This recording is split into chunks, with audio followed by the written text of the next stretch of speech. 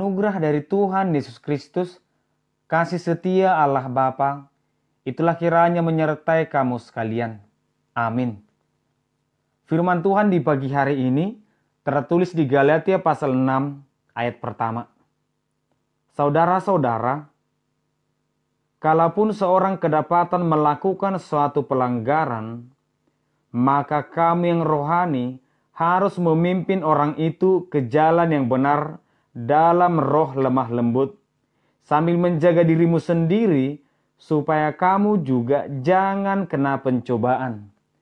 Demikian firman Tuhan. Selamat pagi dan salam sejahtera untuk kita semua. Bapak Ibu saudara-saudara terkasih, dalam beberapa hari ini Tuhan menyapa kita melalui firman-Nya bahwa ketika manusia melakukan pelanggaran, kembalilah kepada Tuhan.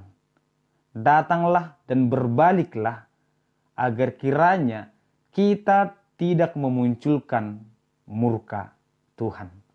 Di pagi hari ini, firman Tuhan datang kepada kita dengan mengatakan, bagaimana jika kesalahan itu yang dilakukan orang lain. Ketika kita sudah datang bertobat kepada Tuhan, sekarang bagaimana jika orang lain yang melakukan kesalahan itu? Bagaimana dan apa tindakan kita? Yunus pernah menantikan hukuman Tuhan atas Niniwe karena kejahatan mereka. Artinya Yunus menginginkan Tuhan menghukum bangsa itu. Tetapi Tuhan menegur Yunus. Demikian juga firman Tuhan di pagi hari ini memberikan perintah kepada kita bahwa ternyata kita semua adalah satu persekutuan di dalam Tuhan. Bahwa kita semua yang percaya kepada Tuhan sama di hadapan Tuhan. Tidak ada perbedaan, tidak ada yang lebih tinggi, tidak ada yang lebih penting. Sama di hadapan Tuhan. Sehingga ketika salah satu dari saudara kita melakukan pelanggaran, tidak baik jika kita berdiam diri. Apalagi menunggu hukuman Tuhan atas dia. Namun Tuhan mengutus kita, Tuhan memanggil kita seperti Tuhan memilih Paulus menjadi penuntun bagi orang lain.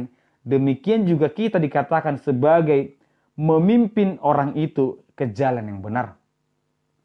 Tuhan memanggil kita. Jadilah teladan, jadilah pemimpin, dan jadilah terang bagi orang lain. Bahwa kita harus mengembalikan mereka ke jalan yang benar, menuntun mereka kembali. Namun, firman Tuhan juga mengatakan dengan kelembutan, dengan kasih. Apakah saya boleh mengingatkan mereka? Apakah saya boleh memberikan kebenaran kepada mereka?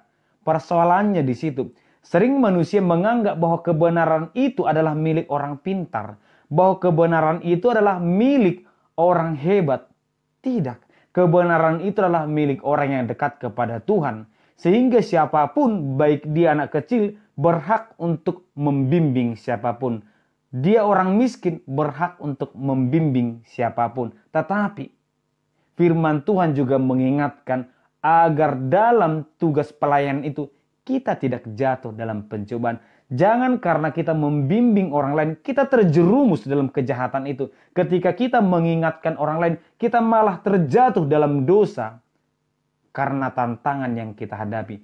Apapun persoalan, apapun teguran jalan yang kita bawa, tetaplah berpegang kepada jalan yang benar. Agar kelak bimbingan kita menjadi berkat bagi orang lain.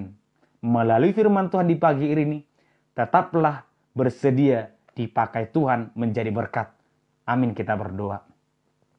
Terima kasih Tuhan di pagi hari ini. Kamilah satu persekutuan yang disatukan dalam nama-Mu Tuhan. Berkati kami selalu agar kiranya kami saling menopang satu sama lain.